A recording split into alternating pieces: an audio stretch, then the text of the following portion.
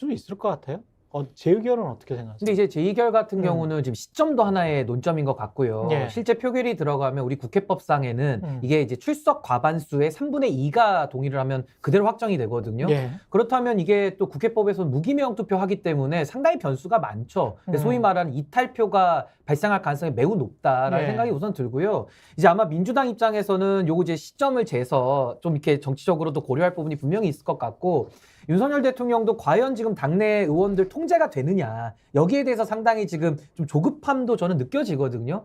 근데 아무래도 지금 총선거가 거의 임박해 있다 보니까 제가 볼 때는 제2결 붙여도 국민의힘 안에서 전 이탈표가 충분히 나올 수 있고, 왜냐하면 이것은 어떤 치명적인 타격이 되는. 그렇죠. 본인의 선거에도 영향을 받지만은 예. 이건 국회의원들도 아무리 우리가 비판을 많이 하지만은 그래도 양심과 국가 이익에 따라서 직무를 행하는 국민의 대표자들 아닙니까? 그렇다면 저는 국민을 믿고 신뢰한다면은 저는 국민들의 여론을 이거 벗어나서 투표하기가 매우 어려울 것이다. 그러다 무기명이기 때문에 저는 김건희 여사 특검법에 대해서는 통과 가능성은 조금 높게 보는 편입니다. 아, 그래요? 이게 무기명 투표라는 게 중요한 것 같아요. 국회법에 딱 돼 있습니다. 예. 제2요구권으로 환부대나는 무기명 투표를 한다. 이렇게 예. 돼 있기 때문에 기명 투표를 하면 검찰총장 출신 대통령이고 아직 사람들이 이거 잘 모르는데 3년 넘게 남았어요. 게다가 캐비넷 안에 뭐가 있는지 모르고. 그렇죠. 좀 찝찝할 수 있죠. 그렇죠. 이게 기명으로 하면 내가 이래도 되나? 라는 생각을 할 수 있을 텐데 예. 무기명이기 때문에 아무도 몰라요. 예, 상황에 따라서 수많은 반란표도 나올 수 있다. 저는 그렇게 아. 생각합니다. 물론 시기가 중요하겠죠. 공천이 끝난 다음에. 그런데 공천이 이제 끝난 다음에. 제가 그래서 민주당은 좀 시간을 끌려고 하는 거예요? 그렇죠. 시간을 끌어서 한 2월쯤에 하면은 공천에 윤곽이 어느 정도 나와 있으니까. 근데 저는 민주당도 그런 생각 할 수 있고 뭐 권한쟁의 얘기까지 나오는 건데 저는 그런 생각조차도 정치적이라고 봐요. 그러니까 저는 이런 범죄 혐의를 밝히겠다, 진실과만 우리는 이야기하겠다라고 민주당도 각오를 했다면은 국민 여론의 70%가 지금 특검법 거부권에 대해서 반대하고 있잖아요. 그러니까 특검 수용하라는 얘기거든요. 그럼 그 민의를 따라야죠. 그렇다면은 국민의힘의 공천을 언제 하든 말든 그게 무슨 상관이 있습니까? 진실을 밝히고 지금 범죄 혐의자들은 증거인멸하고 있고 계속 여기에 대해서 대처할 시간을 주고 있는 거거든요. 그냥 밀어붙여라? 당연히 이거는 정치적으로 고려하는 것 자체가 좀 국민들에 대한 예의가 아니다. 그렇게 생각합니다. 현실적으로는 정치인들이 또 다 고려하고 있어요. 제가 이제 지난 21대 총선 때 공천한 시기를 쭉 봤거든요. 예. 그때가 4.11 총선인데 예. 한 달 전쯤에 거의 마무리가 되더라고요. 그렇지. 한 달 전쯤이야. 예. 그러니까 막 난리가 납니다. 그것도 한 번에 쫙 하는 게 아니고 그렇죠. 지역별로 예. 뭐 TK 지역 먼저 이 사람은 됐어, 얘는 떨어졌어, 네. 뭐 불경 발표하고 이렇게 되는데 그렇죠. 관심이 이제 영남 쪽 아닙니까? 그러면 2월 말이잖아. 3월 초쯤 여기가 3월 공천이 초. 될 거예요. 그러면은 그때쯤 또 제가 타 방송에서는 2월 말로 예상을 했는데 제가 다시 좀 자료를 찾아보니까 3월 초가 될 수도 있겠구나. 3월 초. 예. 물론 이제 말씀하신 대로 원칙대로 하는 게 맞는데 민주당도 그렇게 원칙대로 안 해요. 그래서 당연히 정치적 총선을 앞두고 하겠죠. 그래서 그러면 이 3월 제1결 초쯤 같은 되지 경우도 않을까. 3월 초 이후로 미뤄질 가능성도 있네. 그리고 계속 시간을 끌면서. 이슈가 네. 총선 직전에 확 되는 걸 민주당이 원할 테니까 그렇겠지. 이상적인 분들이 아니잖아요. 말씀하신 것처럼 이상적인 행동을 하지 않으니까. 그렇기 때문에 3월 총선에 임박해서 더 이슈가 되기를 원하고 그러면 앞으로 2달 뒤인 3월 초쯤엔 김건희 특검법으로 전국이 난리가 난다.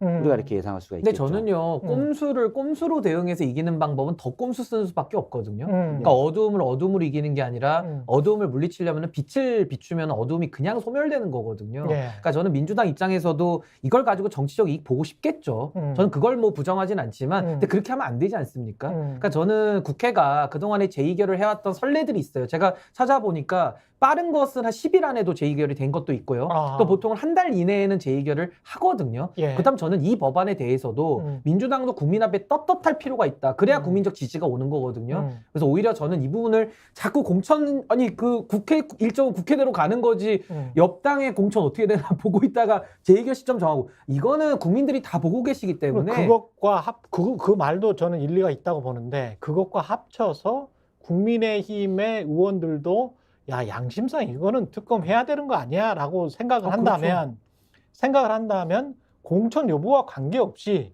떳떳하게 이상적으로 좀 투표를 할 필요가 있다. 그 생각은 드네. 아니 민주당도 이재명 대표 표결 그 체포동의안 표결 때 똑같았거든요. 그렇죠. 그때도 무기명이니까 뭐 역선택 올 수 있다부터 해가지고 그렇죠. 뭐 미루자 뭐 난리가 났었는데 당시에도 이탈표 나왔거든요. 민주당 입장에서. 맞아. 그러니까 국민의힘 입장에서도 당연히 이분들이 뭐 다 똘똘 뭉쳐가지고 대통령 엄호할 것 같지만은 다 자기 선거가 지금 목전에 와 있어요. 아니 이거를 만약에 윤석열 대통령이 지금 거부권 행사해 주면은 배우자 보호하는 거 아닙니까? 그럼 공범이에요, 사실은. 공범 혐의를 받는 겁니다. 비호해 주니까. 그러면 국민의힘도 만약에 여기서 거부권을 재의결까지도 무기명인데도 만약에 부결시킨다면요.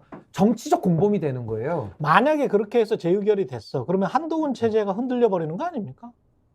한동훈 체제가 흔들리면서 왜 세간에는 그런 이야기 있잖아요. 나경원이 다시 비대위원장으로 올 것이다. 한동훈이 나가면. 근데 그게 그 핵심 포인트가 2월쯤에 되는 이 재의결.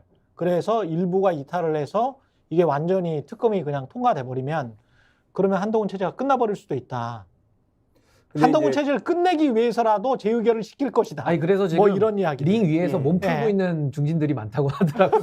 저는 그 예상에서. 일단 뭐 그 예를 들어 원희룡 의원 전 장관이랄지 그런 희망을 가질 수도 있겠지만 가능성은 극히 적다고 봐요. 그렇습니까? 왜냐하면 윤석열 대통령이 지금 한동훈 비대위원장을 빨리 등판시킨 거는 가장 믿을 만한 카드거든요.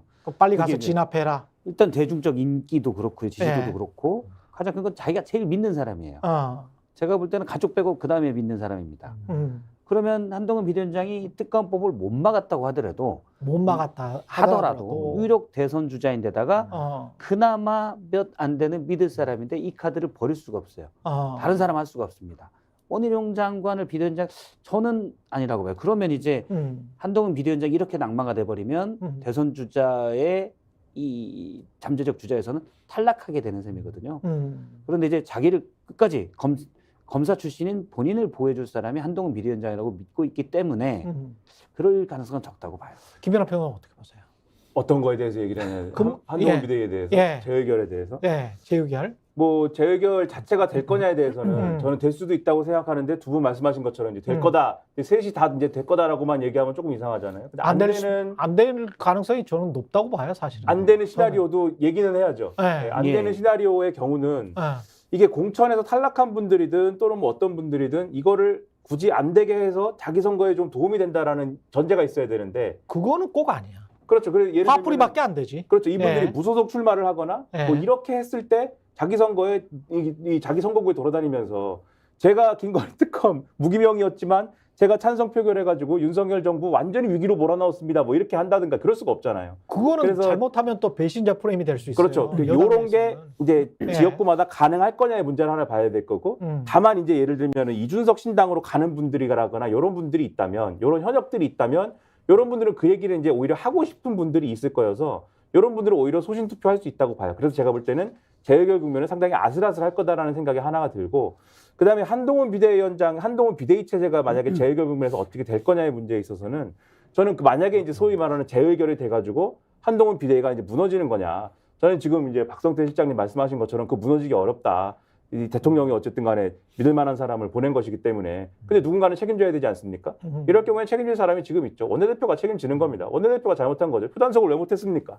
원내대표 잘못이죠. 원내대표가 이제 임명직 총사퇴 큰 칼 이렇게 쓰고 칼 쓰고 죄인 이렇게 해가지고 다니는 거죠. 이제 윤종호 원내대표가 이렇게 가는 거고 그다음에 아마 제가 이제 앞서 말씀하신 이제 민주당이 권한쟁의 심판 청구하고 이런 거는 저도 좀 그 법적인 논리가 잘 이해는 안 돼요. 그 권한쟁의 심판을 청구해가지고 그게 대상이 되는 건지 또는 헌법재판소가 거기에 맞는 판단을 지금 할 수 있는 조건인 것인지 이해는 잘 안 되고 다만 이거를 이제 시간을 질질 끄는 것도 끄는 건데 하나 좀 볼만한 포인트는 요즘에 이제 TV조선, 조선일보 이런 데서 또 얘기하는 게 뭐냐면 총선 후 수사 특검 얘기하잖아요. 근데 요거는 제가 보니까 어떻게 보도를 하고 있냐면 그런 식으로 보도를 해요. 이제는 말할 수 있다 뭐 이런 식으로 얘기하는데 여당 내에서 총선 후에 수사하는 거를 전제로 해서 특검 논의가 있었다라는 얘기를 지금 하거든요. 그래서 요걸 살려가지고 다시 한번 해보자라는 얘기인데 근데 어떤 일이 있었냐면은 한동훈 비대위원장이 비대위원장 취임하기 전에 법 앞에 예외는 없다라고 얘기를 하면서 법 앞에 예외는 없다. 그다음에 특검에 이러저러한 독소 조항이 있다라고 얘기를 하면서 아, 저 얘기가 이 얘기야. 이렇게 조선일보가 보도를 하면서 얘기가 막 커지지 않았습니까? 맞아요. 그러니까 어떻게 했냐면은 윤석열 대통령이 화를 냈잖아요. 화냈지. 대통령이 화내가지고 그날 KBS에 이관섭 이 실장이 또 나와가지고 막 특검은 절대 안 돼 이런 거 하고 정리했잖아요. 이뤄진 나라에서였나? 그래서 예, 그렇죠. 하나로 묶어보면 무슨 얘기냐면 대통령의 의중과는 관계없이 여당 내에서 고양이 목에 방울 달기 논의를 계속 하는 거예요. 하고 있는데 그 얘기가 새 나가가지고 고양이가 화를 내는 거예요. 똑같이 될 것이다. 똑같이 된다. 지금 또 얘기를 하는데 총선 후 수사를 전제로 해서 지금 특검 얘기를 또 하는 거는 이거는 새로운 법을 만들어야 되거든요. 재해결 국면에서 재해결을 똑같은 법을 또 해야 되는 것이지 이 별도의 법을 고쳐가지고 재해결할 수는 없는 것이기 때문에 그렇지. 새로운 특검법을 다시 만들어야 되는데 그렇게 되면 고양이가 또 화를 내겠죠. 이것도 안 된다 결국은 그러면. 그래서 제가 볼 때는 그러면 책임지고 재의결을 시켜가지고 윤석열 대통령하고 여당이 한판 붙든지 그러면 그런 구도에서 총선을 치르든지 아니면은 순응하면서 재의결 안 시키고 우리는 여기선 어떻게 할 수가 없습니다 라면서 맞으면서 가는 수밖에 없을 것이다. 총선 후 특검도 여당의 시간 벌기다. 그 논의는 뭐 있을지 모르나 못할 것이다. 못할 것이다. 저는 이제 조선일보가 잘 보고 있다고 봐요. 조선일보가 역시 좀 잘해요. 보면. 판을 열심히 만들려고 노력을 그렇죠. 하는 거죠. 맞아요. 정치적 플레이어로서 활동을 잘하죠. 예. 이 신년에 각 매체들이 다 여론조사를 했잖아요. 예. 뭐 SBS가 입소스랑 하고 중앙일보가 갤럽이랑 하고 조선일보가 K스탯이랑 같이 했는데 조선일보만 나온 게 뭐냐면 특검에 대해서 총선 이후 조항을 둬요. 그 질문지를 일부러 예. 만들었구나. 이게 이제 자세한 건 중앙선거 여론조사 심의를 참조하시고요. 특검 거부권에 당시 조선일보 조사에 따르면 찬성이 31%. 그러니까 거부권 하지 마라. 그다음에 특검 거부권 찬성이 31%, 반대가 63%입니다. 예. 거부권 하면 안 된다고 훨씬 많죠. 그렇겠죠. 이게 대부분 여론조사가 다 비슷한 겁니다. 예. 65대 35가 보통인데 근데 총선 이후 특검만 조선일보 조사에 따로 있어요. 찬성이 55%, 반대 37%. 이건 뭐냐면 그거 띄우는 거지. 대통령실에 계속 메시지를 내는 거예요.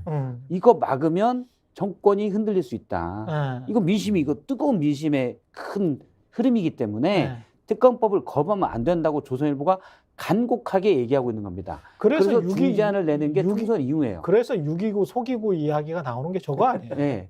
저거잖아. 조선일보가 그래서 총선 이후에 하라고 중재안을 계속 대통령실에 메시지를 내는 건데 제가 아까 말씀드렸다시피 대통령이 일본 보호하는 건 가족이기 때문에 가능성이 없는 얘기예요. 아니, 저는 이것도 절대 안 받습니다. 화를 내요. 대통령. 아니 근데 대통령도 화나는 게 아니라 국민들도 화가 날 것 같은 게 저는 아니 이재명 대표 우리가 다 기억이 바로 나지 않습니까? 그때도 체포동의안 표결할 때 뭐 이재명 대표 이런 얘기하죠. 아, 나 나갈 테니까 그냥 비회기 때 청구 좀 해달라. 영장 청구를. 그랬을 때 국민의힘이 어떤 반응을 보였습니까? 아니 범죄 혐의자가 영장 청구 시점까지 정하려고 하느냐라면서 굉장히 쏘아붙였고 저는 그게 맞다고 보거든요. 왜 영장 청구 시점을 이재명 대표가 정하죠? 그래서 그때 체포동의안 동의했고 법원 가서 영장 기각 나오지 않았습니까? 그렇죠. 다 정리가 끝났어요. 물론 그 이후에 뭐 민주당이 색출하고 했지만은 그건 좀 잘못된 거지만요. 근데 저는 이번에도 마찬가지입니다.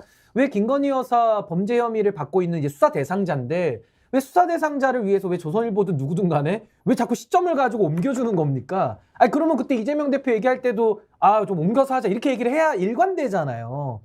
그러니까 저는 모르겠어요. 이게 이제 국민들 보시기에 너무 꼴대 옮기기가 심하다. 양쪽 다. 다 자기들 사안에 올 때는 공수 때 쓰는 전략 전술이 달라가지고 공격할 때는 아주 매서운 논리로 국민들의 민심대로 공격을 하다가 본인들이 또 공격받는 이제 수비를 할 때는 또 꼴대 옮겨가지고 이상한 소리를 하거든요. 전 이건 좀 맞지 않다. 우리 사회가 이렇게 가서는 안 되고 특히 이런 사법 사안을 가지고 정치적으로 정쟁화해서 이용하는 것은 매우 국가적 불행이다 저기 생각합니다.